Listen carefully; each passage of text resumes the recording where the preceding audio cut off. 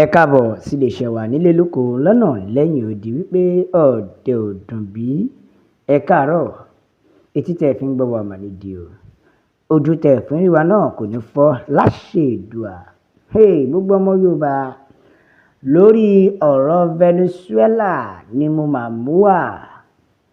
Ọ̀pọ̀lọpọ̀ èèyàn ní mọ ohun tí ó ṣẹlẹ̀ tí ààrẹ orílẹ̀-èdè US tó fi pàṣẹ pé kó gbé ààrẹ Venezuela àti ìyàwó rẹ̀ ìyẹn Maduro.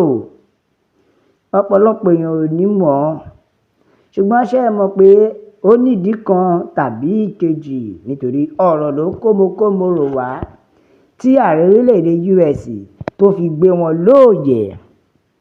Bẹ́ẹ̀ ọ̀pọ̀lọpọ̀ èèyàn ni ò mọ̀, ṣùgbọ́n gẹ́gẹ́ bí ìwádìí tí wọ́n bá ń tọpinpin ọ̀rọ̀ yìí lọ, ó wá ṣeé ṣe kí ọ̀rọ̀ náà kan bàbá Tinubu.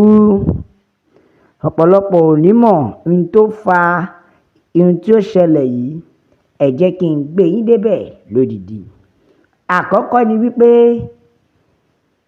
àwọn ará ìlú Venezuela wọ́n ti jáde o, kódà wọ́n ti yarí. Wọ́n yarí pátápátá o. Wọ́n láwọn ò lè gbà kí Trump kó jẹ́ olórí àwọn. Wọ́n ní lákàbàdà, wọ́n ní ààrẹ orílẹ̀-èdè US kò lè jẹ́ ọ̀gá lé àwọn lórí, àwọn ò ní gbà. Débi pé kí US kó wá máa control Venezuela.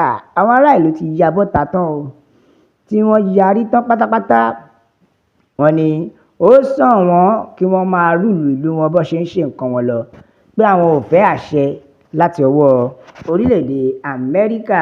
Ẹ wá gbọ́ ohun tó ṣẹlẹ̀ tí Trump tó fi ọ́dà arrest ààrẹ orílẹ̀-èdè Venezuela àti ìyàwó rẹ̀.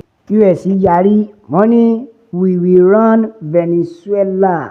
Débi pé láti orílẹ̀-èdè US ni wọ́n ti fẹ́ máa control Venezuela. Èyí ló wá fà á tí àwọn ará Venezuela gan fi yarí pé àwọn ò ní gbà. Débi wípé gẹ́gẹ́ bí ìwádìí tá a rí wípé ó ṣeé ṣe kí ọmọ Venezuela kó má lè jẹ́ olórí ní ìlú Venezuela, kó má lè jẹ́ ààrẹ. Ṣùgbọ́n tẹ́ bá wo igbákejì Venezuela, súùjì Amẹ́ríkà ni, tó túmọ̀ sí wípé ọmọ Venezuela tún lè jẹ, ṣùgbọ́n àtàṣẹ àtagbára orílẹ̀-èdè US ni wọ́n á ti máa gbà á. Orílẹ̀-èdè US ni yóò ti máa gba àṣẹ wá, kò ní dá àṣẹ pa lọ́wọ́ ara ẹ̀. Gẹ́gẹ́ bí ìwádìí ṣe rí n tó fa wàhálà ni pé ẹ lọ wò dáadáa, àwọn orílẹ̀-èdè wọ́n ti gang up against dollar. Wọ́n ti gang up against dollar. Ṣé wá rí tá bá dẹ̀ máa sọ̀rọ̀, ẹ wò ẹ wá gbọ́ kókó ìtàn náà. 1974 ni wàhálà náà bẹ̀rẹ̀. Ìyẹn Henry Kissinger, ìyẹn tó jẹ́ ààrẹ wọn ìyẹn ní Venezuela, tó lọ ó bá wọn sign agreement kan. Lóòótọ́ gẹ́gẹ́ bí ìwé ìtàn, Venezuela ló ní epo, wọ́n ní epo.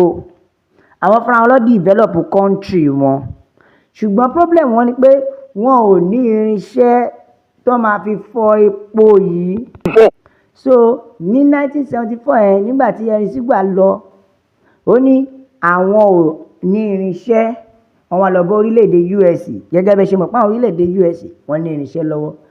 Orílẹ̀-èdè US wá gbà pẹ̀lú Saudi Arabia, US ó tún kù ìlú kẹta, Russia. So orílẹ̀-èdè US wá gbà, ó wá ní gbogbo irinṣẹ́ táwọn bá fún yín o, àwọn máa fún yín ní irinṣẹ́ tẹ́ fi ṣe epo yín. Kódà àwọn ò ní gba épìnì dé pé àwọn fẹ́ gba tọ́rọ́. Ṣùgbọ́n o, dollar rate lẹ máa fi máa ta epo tẹ́ ẹ bá fọ̀. Ṣó yé yín báyẹn? Ẹ máa wà agreement o tí orílẹ̀-èdè US fún wọn. Ó jẹ́ kó yọ pé dollar rate ni wọ́n á fi máa fọ epo wọn. Epo tó bá ń fọ̀, ìyẹn tó bá fẹ́ tà in dollar rate ni. Ṣẹ̀dá pé Saudi Arabia.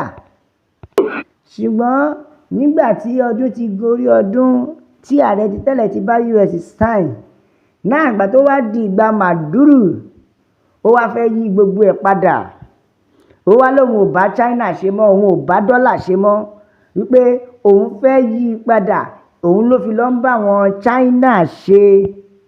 Lẹ́yìn tó ń bá China ṣe, ó tún wá fẹ́ yí agreement tó wà láàrin Venezuela àti orílẹ̀-èdè US, ó ti yí padà, ó ti fẹ́ yí padà.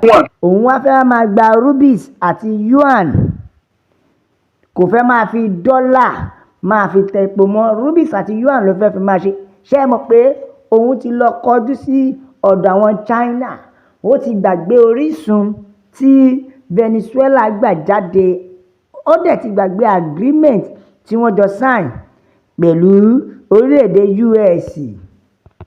Ṣé rí àwọn country mẹ́ta yìí, China, Iran àti Russia, àwọn mẹ́ta yìí mọ̀ sí. Ṣé ẹ mọ̀ wípé Saudi Arabia àwọn náà gbà wípé dollar rate ni ìgbà tí US ti mú sílẹ̀ fún àwọn Venezuela. Now ó wá yí ìpinnu padà. Àtàbádẹ̀ sọ China, Russia àti Iran. Ṣé rí àwọn ìlú mẹ́tẹ̀ẹ̀ta yìí, àwọn èèyàn ń ta epo tí wọ́n ní rupees ni, kò ń ṣe dollar rate làwọn fi ń ta epo tí wọ́n. Ṣó ń yé yín bẹ́ẹ̀? China dẹ̀kẹ̀rẹ̀ òun ni Venezuela wá ń bá ṣe. Venezuela wọ́n dẹ̀ wá fẹ́ convert Venezuela pé kò ní máa lo dọ́là mọ́, kó máa lo owó táwọn fi ń ra epo tí wọ́n fi ń ṣe economy wọn. Ẹ mọ̀ pé China lo rupees àti gold fi máa ta ọjà tiwọn. Òun ló ṣe fà á tó fi jẹ́ pé àwọn náà ti ilẹ̀ Nàìjíríà náà, China ni wọ́n bá dòwò pọ̀, China ni wọ́n bá ń ṣe òwò wúrà, òwò gold. Ẹ máa wo ibi tó ti ṣe tó kọ́ ti kan Nàìjíríà náà, China ni wọ́n bá ṣe òwò gold. Tẹ́bádẹ̀ rántí náà nígbà tí Saddam Hussein ní Iraq, issue yìí náà ló fa ìjà ní Iraq nígbà yẹn Saddam Hussein. Now wọ́n ti mọ̀ wípé issue dollar change ló wá fa gòbè. Ẹ wá wo ibi tí orílẹ̀-èdè US, ẹ wo ibi tí ẹ bá wa dájọ́ ibi tí wọ́n ti jẹ̀bi. Nígbà tó wáyá US wá pe Saudi Arabia pé wo, ẹ má gbàgbé pé agreement ń bẹ́lẹ̀ pé dollar rate lẹ́ẹ̀ máa fi ra epo, lẹ́ẹ̀ máa lò débi pé orílẹ̀-èdè US tún wá fi àṣẹ sí pé àwọn máa fún wọn ní àtìlẹ́yìn, ìyẹn security support, pé security wọn ó máa tight. Nígbà tó wá yá Maduro wá dé, ó wá lóun pẹ́pẹ́ sí òun fẹ́ yí padà, ó lóun Maduro. Ṣé rí pé ó gba kí wọ́n pàṣẹ gbé ní ṣíkún. Ṣé ti wá mọ ìdí tí ààrẹ Trump fi order pé kí wọ́n lọ gbé wá? Ààrẹ Trump dẹ̀ ti ń ṣètò àti gbé ààrẹ Venezuela, kò ń ṣàná, kò ń ṣọdún kan, ọdún méjì tó ti ń ṣọ́ bọ̀. Fún ìdí èyí, ìdí tó wá ti ṣeéṣe tó kan ti Nàìjíríà náà nìyẹn, nítorí àwọn òkè ọya wa, àwọn Fúlàní náà wọ́n ti ń ta sí China. Ṣé ẹ mọ̀ pé China máa ń fẹ́ ṣe nǹkan tó máa favour wọn ni, tó wà nídìí jù báyìí lọ, nítorí a máa bẹ̀ ọ́ bí ẹni bẹ̀ṣù àtẹ́lẹsẹ̀ yóò sì máa bẹ̀rẹ̀ wò. Ẹ bá wa like, ẹ share.